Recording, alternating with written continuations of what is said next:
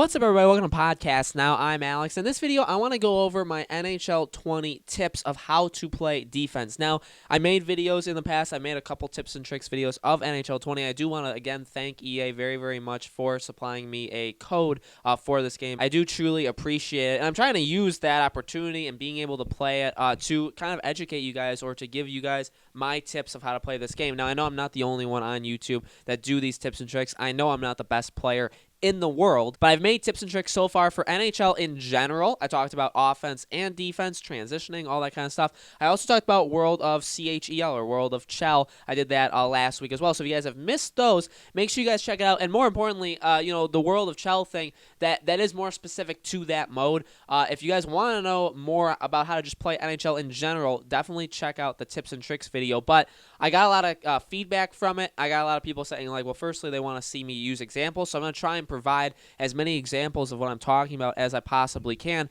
But in this one, I want to talk about defense. This was one of the suggestions that were asked of me to do. I know I got some other ones. I can try to make ones. If you guys truly want me to make other videos, NHL 20, I can try to do that over the next couple weeks, but they're going to become, more sparse, more kind of spread out. But I do want to talk about defense because obviously defense is a huge, huge thing in NHL in general. This is mainly going to be about playing online. I think that most people, or at least that want to know this, they probably play online or they probably at least test these things on the AI and then jump to online. I feel like playing it against people that can actually think to the same level as you, that's the end goal. I don't think playing against the AI is, although the AI does definitely provide some, difficulty, especially on the higher difficulties. But how to play defense? Well, I've already gone over most of it in the tips and tricks. I'm going to try and condense it. I'm going to try and give you guys visuals of what to do. So let's talk about all things defensively. And I talked about in that video sticking with your guy. And I want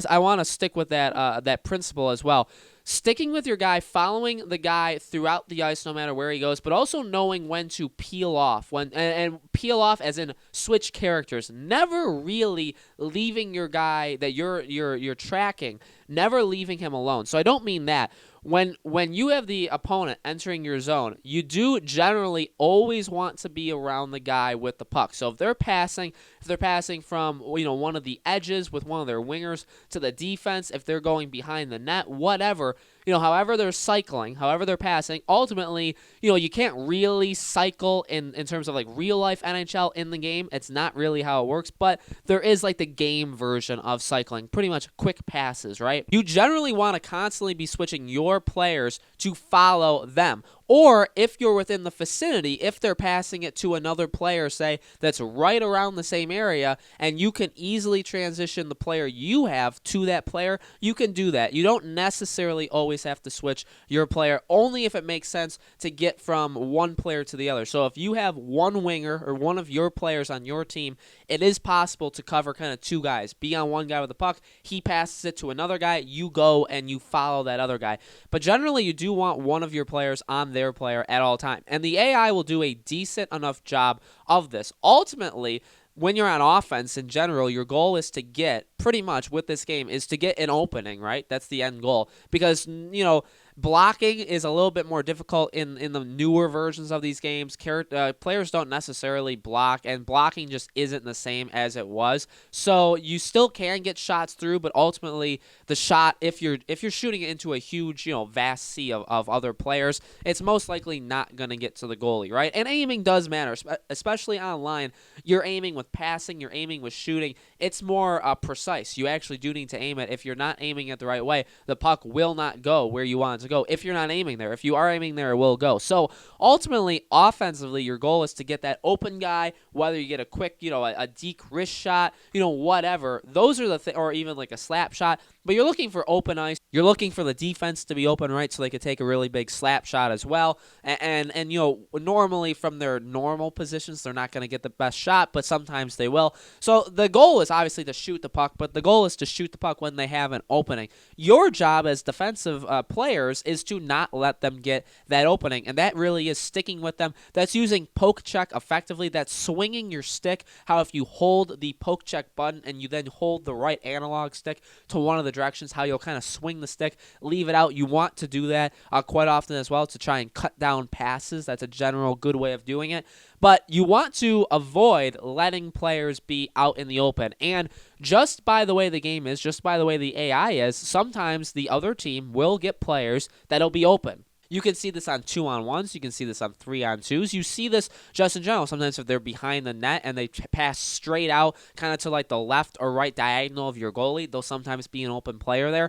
So you as a defensive player need to be looking out for that. You guys need to be aware of those situations, and you need to be able to know when to let your AI handle situations. Now, for the most part, I talked about this in the tips and tricks. Defense, I personally will only let the AI handle a situation if the player is directly in front of the net. Even in this game, really that bubble situation where players will tie up others, or where the defense just generally is more aware, really is directly in front of the goalies. But if you get past that bubble, that make-believe invisible bubble line, for the most part, players can enter it completely, unattended to, where your player is not paying attention to them, and they can get those open areas, and that will happen.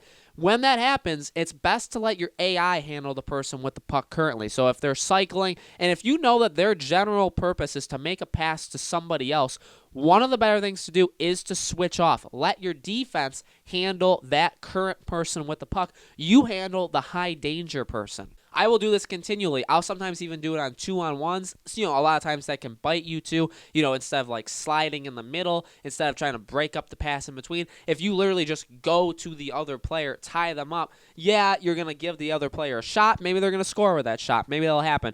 But you have a better chance of intercepting that pass. You have a better chance of blocking that shot in general. You have a better chance of hitting that player immediately when they get the shot that kind of throws them off, where you can take the puck and leave.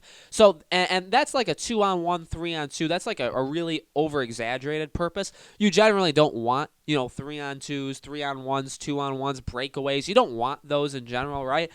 In general, defense, where it's 5-on-5 gameplay, it's really just those high danger shots, those kind of like where they take the face-offs, the face-off circles, sometimes like right to, again, the diagonal left or diagonal right of the goalie.